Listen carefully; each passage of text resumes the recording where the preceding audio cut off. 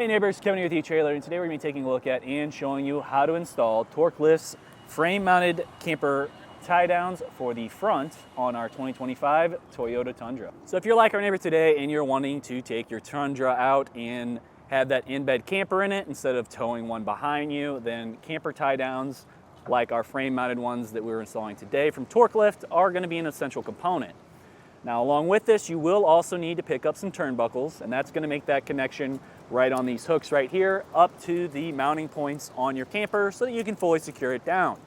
Now, TorkLift has a couple of options, but you will want to take some measurements, and you're going to want to figure out exactly where those mounts are on your camper. Going along with those measurements, you're going to want to figure out from the mounting point kind of down here at your frame. So if you kind of just go under your fascia, so our rear bumper right here, and then measure up to that mounting point where it is on your actual in-bed camper, that'll kind of give you a better idea of what size turnbuckles that you're going to need.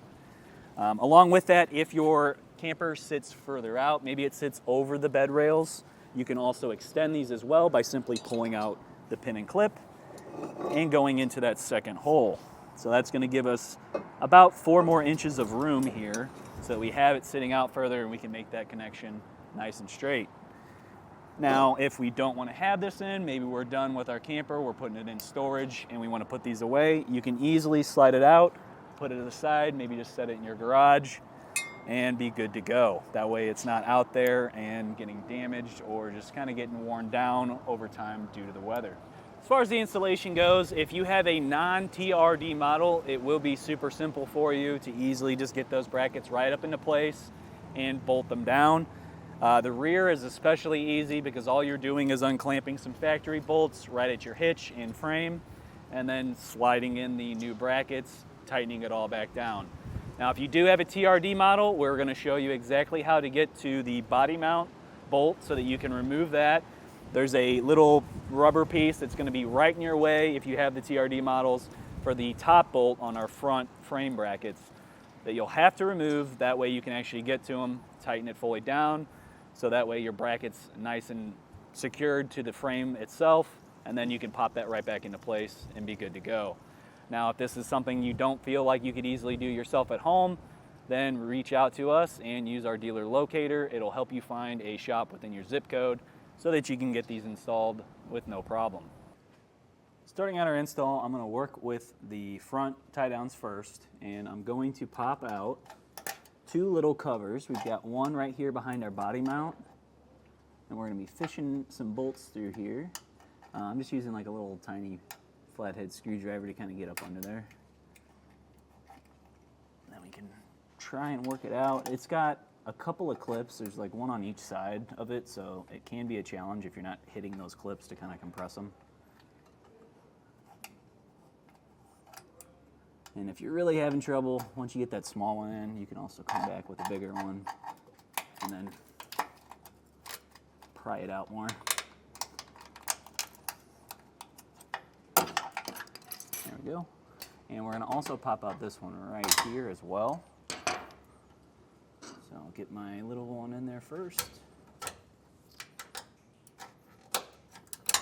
There we go. For our frame brackets, they're going to look pretty much the same on both sides, so you will need to make sure that you're actually putting the correct one in place. If we look at it, we should have this support bracket right here and here up against our receiver tube for our tie down. And the little slotted hole right here is going to be facing up with another hole down below, and that's going to butt right up against our body mount here. So it should sit in place just like that. So good idea to test fit right now, make sure that you got the correct bracket, because you could potentially get the other one on just a little bit and then be fighting it a whole bunch and not realize that you have the wrong bracket. So we can pop that back down. And now we are going to take our fish wire that's included with our kit, and we're going to pop in the bolt side of that, so that's the threaded port right here, and we're going to fish this from our hole over here out to over here, so that way we can feed all of our hardware in and have it pop out on this side. Now, I was having some issues with this when I did it before. There, inside of the frame, there is metal that kind of runs along the top half of it. So what I had to do on that side was I grabbed a little magnet I felt for that little piece, and then I was able to pull it up just enough so I can get my fingers on it in this hole. Might need to feed in a bit more. This is going to be just kind of a challenge, so it'll be a little bit time consuming. You might just luck out and hit it first try, but if you don't, definitely pick up a little magnet stick so you can reach in and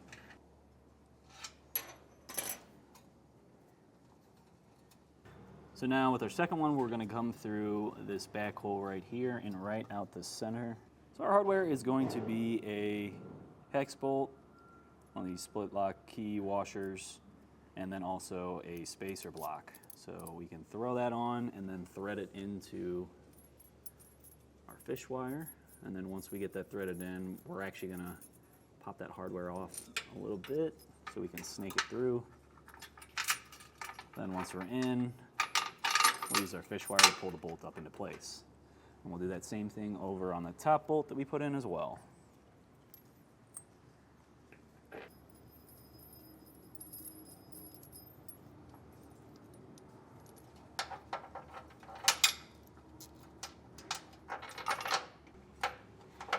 There we go. Pull it up, and you might need to wiggle it a bit just to get that to line up perfectly. I find it's a little bit easier if you stick your finger in and kind of butt the end of your finger up to the bolt. Ooh, almost there. There we go. Next we'll have the spacer block.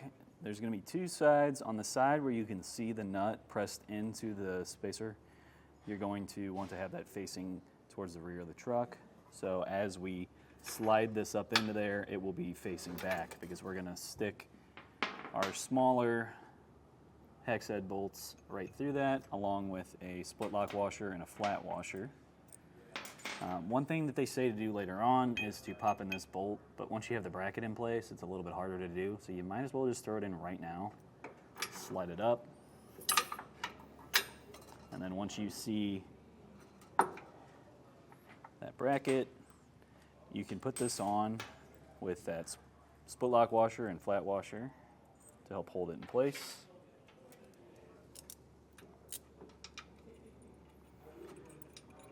And that opening that we had in our bracket, we're going to want to slide that right up into this, so only put a couple of threads in, that way you got enough room to kind of maneuver with.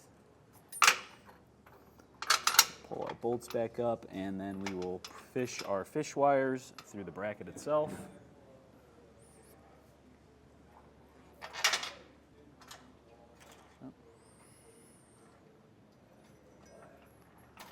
Pop that in, and you can even bend it a little bit so that way it doesn't pop back out on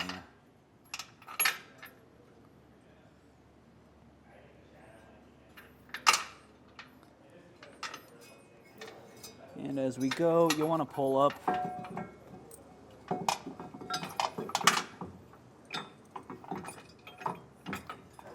got a lot of moving parts here to kind of work with.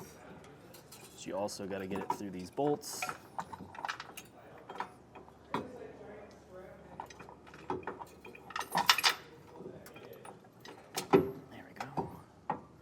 And if you're having a hard time getting it to line up with that, honestly, you can just pop it right out. Just be careful to hold up that plate. So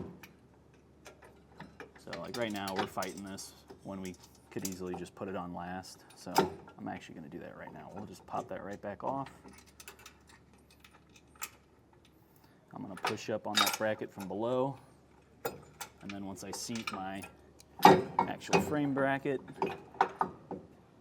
I'll slip that right in, and that'll just make it a lot easier to do.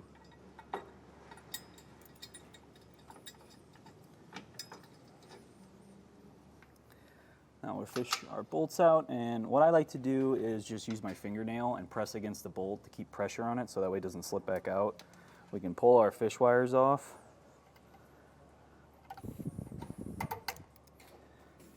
And then we're going to slide on a flat washer, a split lock washer, and then finally our nut.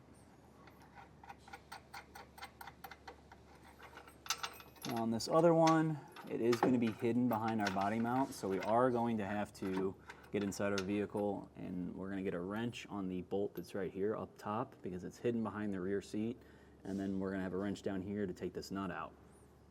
Right, so we had to drop the seats down in the back, and we're pulling out the plastic trim that goes behind it. You're going to want to start on the driver's side. This piece will pop out. There's no bolts or anything holding it in. It's just push pins on the back side. So once you unclip that, you can pop that out, and then you can see right under the support for the seats is one of our body mount spots. There's going to be a little plastic black plug that covers it, but that should be about it. Just get a wrench on that, and then you'll be able to hold that down. For that size, it was a 17 millimeter, so you'll want that down in here. We're using just 1/2 inch with a deep wall socket, and we're good to go. On the other side though, there are some bolts you're gonna need to take out. So if we look, there's one right here on this end, there's another one on that end, and then there's one that covers up the toolkit for your spare tire tools, and that's right there. So you'll need to remove that, and then you can pop it out from those push pins that are clicked into the wall here, and then lift it right out of here.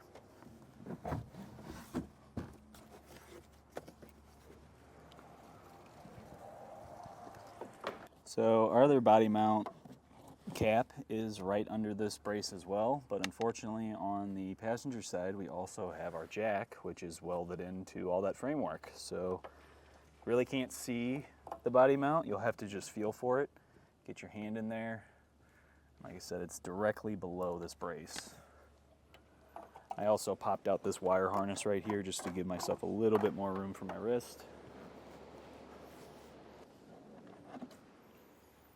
Got it. So there is not really a good way to get a wrench in there. We have this little single tool for 1/2 inch sockets we're going to try out and see. Going to take some grip strength. So if you are the partner that's helping it out and holding that bolt, make sure you have that finger strength to hold it. But I'll slip this in and get under there, and I can start taking the nut off from the bottom side, which we can show you in just a minute. All right, on the bottom side, there's a nut on that bolt right there, and that bolt is what our partner up top is going to be holding down. Get on it just a bit, and then I can start cranking it off. All right, now we can pull this off, and now we finally have access to pull our bolt through, and we can get on a flat washer, a split lock washer, and then a nut, just like we did with the bolt below it. I recommend using a screwdriver to hold it in place while you get everything up, or if, like I said before, if you want to use your fingertips, that's fine too.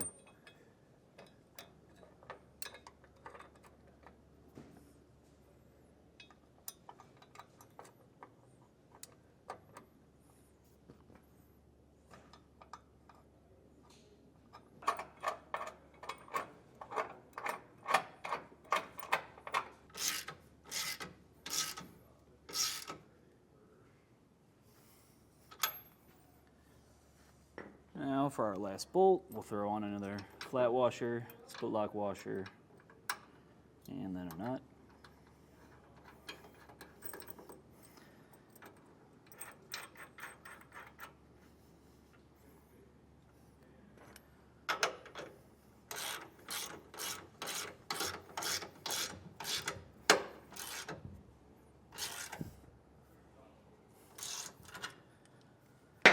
And we'll come back and tighten down our other bolt as well.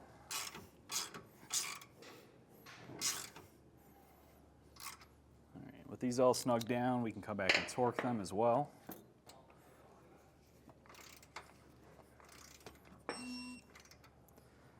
That's good.